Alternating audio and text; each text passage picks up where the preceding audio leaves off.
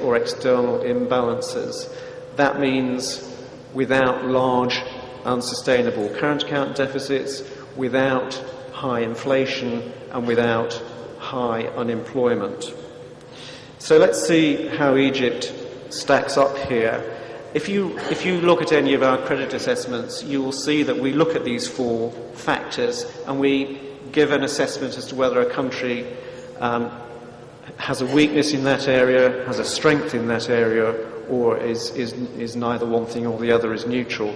And you'll see that in the case of Egypt, and here we're comparing Egypt with every other country in its BB rating category, you'll see that the two factors that we attach most weight to, that's structural factors and fiscal public finances, Egypt comes out relatively weak in both those areas.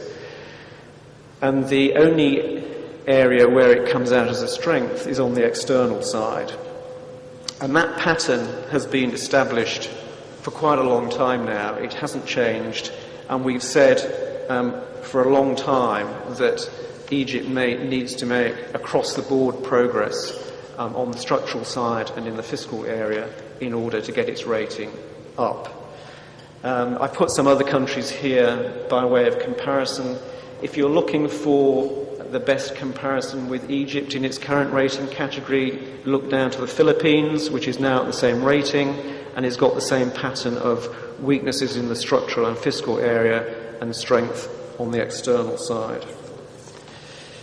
Now I'm just going to give a bit more detail on some of the indicators that we look at, and in all these charts that I'm going to show you now, we start on the left-hand side with the highest rated countries, the AAAs, and we show the indicators as they progress down the rating scale, and Egypt is shown in red at the end. So here we've got per capita GDP, and clearly Egypt not only has a lower per capita GDP than the average of its BB peers, it's not that much higher than that of the lowest rating category, the Bs, the Cs and the Ds. And I want to show you this chart now, which shows over the past 10 years what's happened to two countries which have been in the BB rating category for a long time, one Egypt and the other Turkey. And you can see that while Egypt's per capita income has, to be honest, been pretty flat over this period, Turkey's has gradually risen, and depending on which period of time you look at, it's gone up by at least 50%. And this speaks to what I said earlier about Egypt's relative decline in global terms, which is something that needs to be addressed. Governance, political stability, etc., obviously very important, as we've seen this year in the Middle East.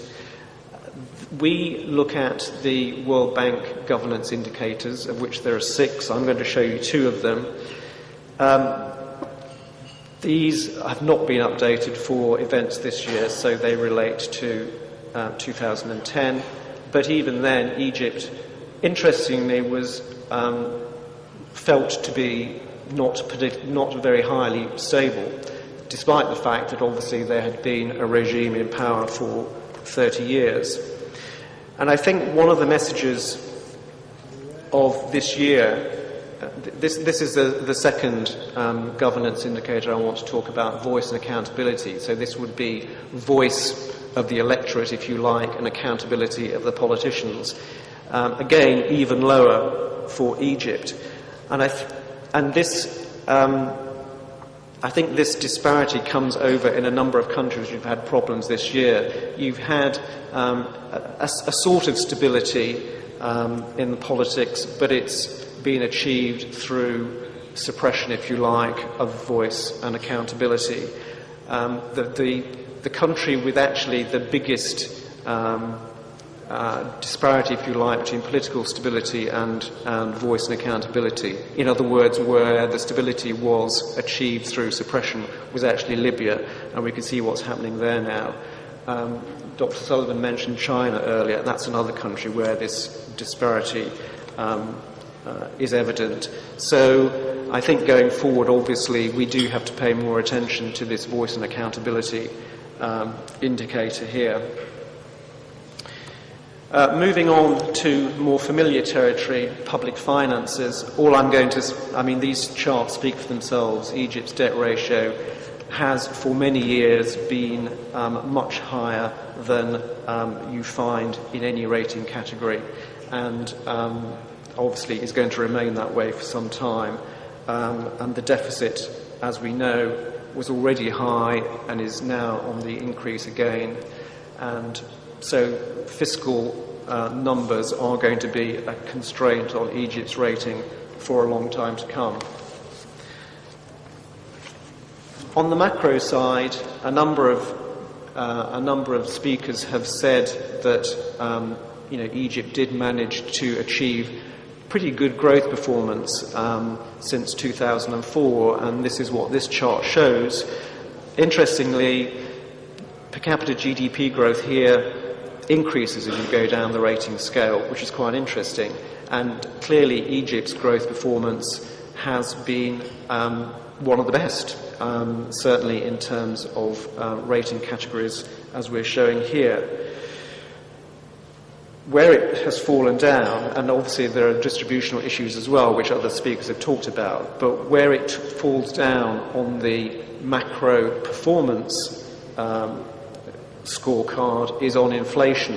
Egypt's inflation has been persistently higher than its peer group, whether it be sub-investment grade or investment grade, and not only that, it's also been more volatile. So this again speaks to this problem of domestic financing. In that sort of inflation environment, you're not going to be able to access domestic markets at low and stable interest rates. So that's something which the central bank has been working on for some time now, but the tools of monetary policy in Egypt are still underdeveloped compared to most of the countries in its peer group. And that's something that has to change. Volatile inflation has also been reflected in volatile real exchange rates. This is despite the fact that the nominal exchange rate has been pretty stable. Moving on to external factors, which is where, as I said, Egypt has been fairly strong. Commodity dependence is not something that Egypt suffers from unduly. You can see that it's pretty much average for the BB peer group. The current account balance, fairly modest for sub-investment grade countries. Net external debt is negative. In other words, Egypt is an overall net external creditor. That's despite the fact that we do actually take a look at the official figures there, and we think private sector debt is actually higher than the central bank report, and we've said that and made that plain in many of our rating reports in the past. But despite that, Egypt still comes out as a net external creditor, which is very unusual for sub-investment grade countries. So that's another strength. And then interest serviced is very low, and the liquidity ratio has been very high. And this is my last slide, and where I want to emphasise, what is changing and what sort of things we're looking for. A number of speakers have noted the fall in reserves that's taken place this year, from $36 billion in December to $28 billion in April, and even more if you take account of second-tier reserves that the central bank was keeping with commercial banks. Egypt entered this crisis in a comfortable external position with a good external buffer, and so it's not surprising that it's being used in order to weather the initial storm of the political transition. But I have to say, when the April figures came out for the reserves just a couple of days ago, I was surprised that there was another big fall, $2 billion. And I was also surprised that there was no commentary there from the central bank explaining what was going on. And I think this is something that Egypt also needs to learn. I think, in recent years, the government and the central bank have become better at getting their message out to investors, not only in Egypt but also abroad. But it's something that they need to do more of, particularly at a time like this, when things are changing very rapidly. And in the absence of information, people are going to think the worst rather than the best. So, just by way of conclusion, as far as our rating is concerned, we haven't brought our rating down as much as some of our competitors. We came down one notch in February, but we are on rating watch negative, which means that we are actively looking at the rating with a view to possibly further downgrades.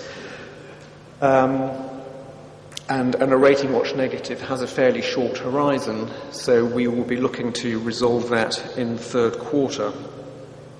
What will we be looking for? Well, certainly the budget for the next fiscal year will be an important signal as to what the government intends.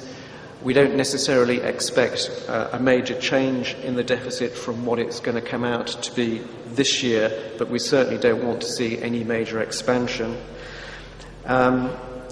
We will definitely be keeping an eye on what's happening on the reserve front, and as I say, we'll be interested to hear what the official line is on what's happening on the balance of payments and particularly on capital flight. We'll be looking at the performance of the banking system. It's a bit early at this stage to know what's happening precisely, but our analysts have been down here recently, so we'll get some more information on that. And of course, the political situation is also going to be important. Now, we're probably going to be resolving our rating watch before the elections in September, so it's going to be difficult to come to any hard and fast conclusions. And I think the message, probably from all the rating agencies, would be that until we get a new government in place next year and we can look at its policy agenda and what messages it's sending, I think it's going to be uncertain times for the rating, with the rating remaining under pressure. Okay, that's it. Thank you very much.